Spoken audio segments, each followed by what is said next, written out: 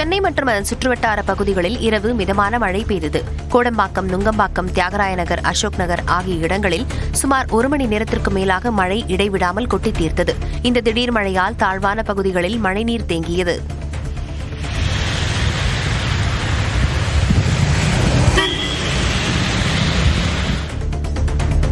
தமிழ்நாட்டில் ஒரு சில இடங்களில் இன்று இடி மின்னலுடன் மிதமான மழை பெய்யலாம் என்று வானிலை ஆய்வு மையம் தெரிவித்துள்ளது. சென்னை, திருவள்ளூர், செங்கல்பட்டு, காஞ்சிபுரம், ராணிப்பேட்டை மாவட்டங்களில் கனமழை பெய்யவும் வாய்ப்புள்ளது. வட தமிழக கடலோர பகுதிகளில் நிலை கொண்டுள்ள ஆழ்ந்த காற்றழுத்த தாழ்வு பகுதி வட தமிழகம், தெற்கு ஆந்திர கடலோர பகுதிகளை நோக்கி நகரும் என்றும் அடுத்த 24 மணி நேரத்தில் காற்றழுத்த தாழ்வு பகுதியாக வலுவிழக்கும் என்றும் வானிலை ஆய்வு மையம் கூறியுள்ளது. கனமழையை எதிர்கொள்ள அனைத்து மாவட்ட நிர்வாகங்களும் தயார் நிலையில் இருப்பதாக துணை முதலமைச்சர் உதயநிதி ஸ்டாலின் கூறியுள்ளார். டெல்டா மாவட்டங்களில் அங்கங்கே முதலமைச்சர் அமைச்சர் வச்சிருக்காங்க, இன்சார்ஜா போட்டுருக்காங்க. மாவட்ட ஆட்சித்தலைவரோட நேற்று டிஸ்கஸ் பண்ணியிருக்காங்க. எல்லாருமே அலர்ட்டாக இருக்காங்க. எல்லா இடத்துலையும் அந்த ரிலீஃப் சென்டர்ஸ் எல்லாமே தயாராக இருக்கிறது. இன்னைக்கு காலை 4 மணிலேருந்து எல்லா இடத்துலையும் எங்கெங்கே சாப்பாடு தேவையோ அங்கெல்லாம் சமையல் பண்ணி அவங்களுக்கு மக்களுக்கு அந்த உணவு கொடுத்துக்கிட்டு இருக்கிறோம். எல்லா இடத்துலையும் எல்லாரும் அலர்ட்டாக இருக்காங்க. தஞ்சாவூர் மற்றும் திருவாரூர் மாவட்டங்களில் கனமழையால் பாதிக்கப்பட்ட பயிர்களை எதிர்க்கட்சித் தலைவர் எடப்பாடி பழனிசாமி பார்வையிட்டார். தஞ்சாவூர், திருவாரூர் உள்ளிட்ட மாவட்டங்களில் விளைநிலங்கள் மழைநீரில் மூழ்கியதால் நெற்பயிர்கள் சாய்ந்து முளைக்க தொடங்கின நிலையில் எதிர்க்கட்சித் தலைவர் எடப்பாடி பழனிசாமி தஞ்சாவூர் மற்றும் திருவாரூர் மாவட்டங்களில் கனமழையால் பாதிக்கப்பட்ட பயிர்களை நேரில் ஆய்வு செய்தார். அப்போது முளைத்த நெல்மணிகளை அவரிடம் விவசாயிகள் காண்பித்து தங்கள் குறைகளையும் தெரிவித்தனர். அதிமுக ஆட்சியை காட்டிலும் கொள்முதல் நிலையங்களில் தினமும் கூடுதலாக நெல் கொள்முதல் செய்யப்பட்டு வருவதாக வேளாண் துறை அமைச்சர் MRK பன்னீர்செல்வம் விளக்கம் அளித்துள்ளார். கடந்த ஆட்சியில் நீங்களே பத்திரிகை பார்த்திருப்பீங்க. ஒவ்வொரு ஊர்ல ஒவ்வொரு மாவட்டத்தில் பார்த்தா ஓப்பனாக மூட்டை அடுக்கப்பட்டு லட்சக்கணக்கான மூட்டைகள் அடுக்கப்பட்டு அங்கே அந்த தார்ப்பா கூட இல்லாமல் அங்கே நெல் முளைத்தது. இப்போ அது போன்ற அதை ஓப்பனாக அடுக்கி வைக்கின்ற திட்டங்கள் இப்போது இல்லை. டெல்டா மாவட்டங்களில் நெல் தேக்கமடைந்ததற்கு மத்திய அரசே காரணம் என உணவுத்துறை அமைச்சர் சக்கரபாணி குற்றம் சாட்டியுள்ளார். செறிவூட்டப்பட்ட அரிசி அதற்கு ஒன்றிய அரசு அனுமதி தரணும். அவங்க என்னென்னா இது ஒரு 4 மாதத்துக்கு 5 மாதத்துக்கு முன்னாடியே அவங்க இந்த மாதிரியாக அவங்க ஏற்கனவே கொடுத்துக்கிட்டு இருந்தாங்க. ஒரு ஸ்பெசிமென் கொடுத்துருந்தாங்க. அதை மாற்றி இனிமேல் இது மாதிரி செய்யுங்கன்னு சொல்லி அது கடிதம் 29/7/2025 தான் நமக்கு தமிழ்நாட்டுக்கு கடிதம் வருது. அதுக்கு பின்னாடி நம்ம டெண்டர் விட்டு 34,000 மெட்ரிக் டன்னுக்கு, ஏன்னா 100 கிலோன்னா 1 கிலோ கலக்கணும் அந்த செறிவூட்டப்பட்ட அரிசி. அது கலக்க வேண்டிய சூழ்நிலை இருக்கின்ற காரணத்தினால வாங்கிய நிலையில் இன்றைக்கி அரைக்க முடியாத சூழ்நிலை. அதான் காரணம், வேறு காரணமே இல்லை இவ்வளோ தேங்குறது. தொடர் மழை காரணமாக செம்பரம்பாக்கம் ஏரியிலிருந்து 500 கனஅடி நீர் வெளியேற்றப்பட்டு வருகிறது.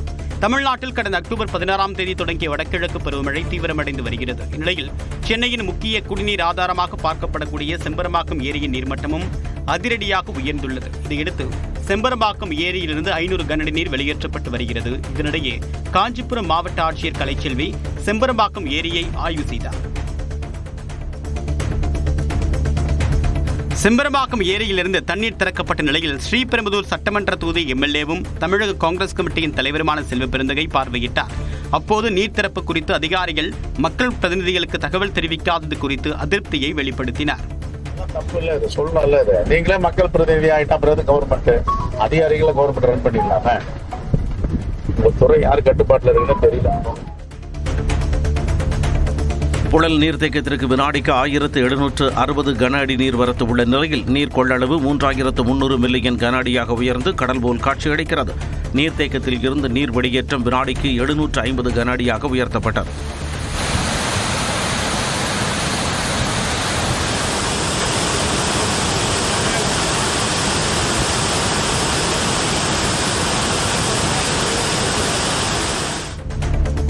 ராணிப்பேட்டை மாவட்டம் வாலாஜாபேட்டை அணைக்கட்டு தடுப்பணையிலிருந்து 5600 கனஅடி நீர் வெளியேற்றப்படும் நிலையில் கரையோர மக்களுக்கு வெள்ள அபாய எச்சரிக்கை விடுக்கப்பட்டுள்ளது. தமிழகம் மற்றும் ஆந்திர எல்லைப் பகுதியில் கடந்த சில நாட்களாக கனமழை பெய்து வரும் நிலையில் ராணிப்பேட்டை மாவட்டத்தில் கனமழை வெளுத்து வாங்கியது. இதன் காரணமாக வாலாஜாபேட்டை பகுதியில் அமைந்துள்ள பாலாறு அணைக்கட்டு தடுப்பணை முழு கொள்ளளவை எட்டியது. இதையடுத்து அணையிலிருந்து வினாடிக்கு 5600 கனஅடி நீரானது வெளியேற்றப்படுகிறது. இதனால் பாலாற்றின் கரையோரங்களில் வசிக்கக்கூடிய பொதுமக்கள் பாதுகாப்பாக இருக்க மாவட்ட நிர்வாகம் அறிவுறுத்தியுள்ளது. விருதுநகர் மாவட்டம் ஏரவார்பட்டி அச்சங்குளம் இடையே வைப்பாற்றின் குறுக்கே பாலம் சேதமடைந்த நிலையில் கிராம மக்கள் தண்ணீரில் இறங்கி போராட்டத்தில் ஈடுபட்டனர். 25 ஆண்டுகளுக்கு முன்பு அமைக்கப்பட்ட மரப்பாலம் 3 மாதங்களிலேயே மழை வெள்ளத்தால் அடித்து செல்லப்பட்டது. அதன் பிறகு எந்த நடவடிக்கையும் எடுக்கப்படாத நிலையில் பொதுமக்கள் மாற்றுப்பாதையை பயன்படுத்தி வருகின்றனர். புதிய பாலம் அமைத்து தரும்படி பல ஆண்டுகளாக கோரிக்கை விடுத்தும் நடவடிக்கை எடுக்கப்படாதது குறித்து கிராம மக்கள் போராட்டத்தில் ஈடுபட்டனர். அவர்களுடன் வருவாய்த்துறையினர் பேச்சுவார்த்தை நடத்தினர். டிஎன்பிஎஸ்சி குரூப் 4 தேர்வுக்கான முடிவுகளை தேர்வாணையம் வெளியிட்டுள்ளது. கடந்த ஜூலை 12ஆம் தேதி தமிழ்நாடு முழுவதுமாக இளநிலை உதவியாளர், தட்டச்ச, கிராம நிர்வாக அலுவலர் உட்பட 36 பதவிகளுக்கான குரூப் 4 நிலையிலான தேர்வை டிஎன்பிஎஸ்சி நடத்தியது. இந்நிலையில் சுமார் 11,46,000 பேர் எழுதிய குரூப் 4 தேர்வு முடிவை தேர்வாணையம் வெளியிட்டுள்ளது. குரூப் 4 தேர்வு நடைபெற்ற 3 மாதங்களில் தேர்வு முடிவுகள் வெளியாகி இருப்பது குறிப்பிடத்தக்கது. குடியரசுத் தலைவர் திரௌபதி முர்மு சபரிமலை ஐயப்பன் கோயிலில் சாமி தரிசனம் செய்தார். 4 நாட்கள் பயணமாக கேரளா சென்றுள்ள திரௌபதி முர்மு ராணுவ ஹெலிகாப்டர் மூலம் பத்தனம்திட்டா மாவட்டத்திற்கு சென்றார். அங்கு அவரை தேவசம் அமைச்சர் VN வாசவன் உள்ளிட்டோர் வரவேற்றனர். இதனைத் தொடர்ந்து பம்பை கணபதி கோயிலுக்கு கார் மூலம் சென்ற திரௌபதி முர்மு அங்கு இருமுடி கட்டிக்கொண்டு ஐயப்பன் சன்னிதானத்திற்கு புறப்பட்டார். இதையடுத்து 18 படி ஏறி சபரிமலை ஐயப்பனை திரௌபதி முர்மு சாமி தரிசனம் செய்தார்.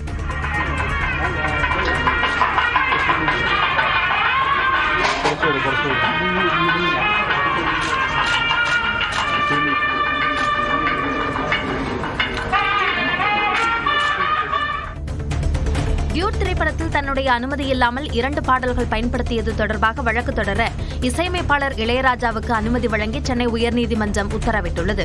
அனுமதி இல்லாமல் தன்னுடைய பாடல்களை வேறு படங்களுக்கு பயன்படுத்தியதாக இசையமைப்பாளர் இளையராஜா தொடர்ந்த வழக்கில் சோனி நிறுவனம் தான் ஈட்டிய வருவாயை சீலிட்ட கவரில் நீதிமன்றத்தில் தாக்கல் செய்தது. அப்போது டியூட் திரைப்படம் தொடர்பாக தனியாக வழக்கு தொடர இளையராஜாவுக்கு அறிவுறுத்திய நீதிபதி இந்த வழக்கு உச்சநீதிமன்றத்தில் நிலுவையில் உள்ளதால் வழக்கு விசாரணையை அடுத்த மாதம் 19ஆம் தேதிக்கு தள்ளி வைத்தார். சென்னையில் ஆபரண தங்கத்தின் விலை ஒரே நாளில் சவரனுக்கு 3,680 ரூபாய் குறைந்துள்ளது. கடந்த 5 நாட்களாக தங்கத்தின் விலை ஏற்ற இறக்கத்தை சந்தித்து வரக்கூடிய நிலையில் சென்னையில் காலை தங்கத்தின் விலை சவரனுக்கு 2,400 ரூபாய் சரிந்து 93,600 ரூபாயாக இருந்தது. இந்நிலையில் மாலை 1 சவரன் தங்கம் மேலும் 1,280 ரூபாய் குறைந்து 92,320 ரூபாய்க்கு விற்கப்படுகிறது. 1 கிராம் தங்கம் ஒரே நாளில் 460 ரூபாய் சரிந்து 11,540 ரூபாய்க்கு விற்பனையாகிறது. இதனிடையே காலையில் கிராமிற்கு 2 ரூபாய் சரிந்த நிலையில் வெள்ளியின் விலை மாலை 5 ரூபாய் குறைந்து 175 ரூபாய்க்கு விற்பனை செய்யப்பட்டு வருகிறது. திருவள்ளூர் மாவட்டம் ஆவடி சுற்றுவட்டார பகுதிகளில் பெய்த கனமழையால் அன்னனூர் ரயில் நிலைய சாலையில் மழைநீர் குளம் போல் தேங்கியுள்ளது. திருவள்ளூர் மாவட்டத்தில் செவ்வாய்க்கிழமை இரவு கனமழை வெளுத்து வாங்கியது. இதனால் அன்னனூர் ரயில் நிலைய சாலையில் மழைநீர் குளம் போல் தேங்கியுள்ளது. இதனால் ரயில் நிலையத்திற்கு செல்லக்கூடிய பொதுமக்களும் வேலைக்கு செல்வோரும் சிரமத்திற்கு ஆளாகின்றனர். மழைநீரில் செல்லக்கூடிய இருசக்கர வாகனங்கள் பழுதாகி நிற்கக்கூடிய நிலையும் ஏற்பட்டது.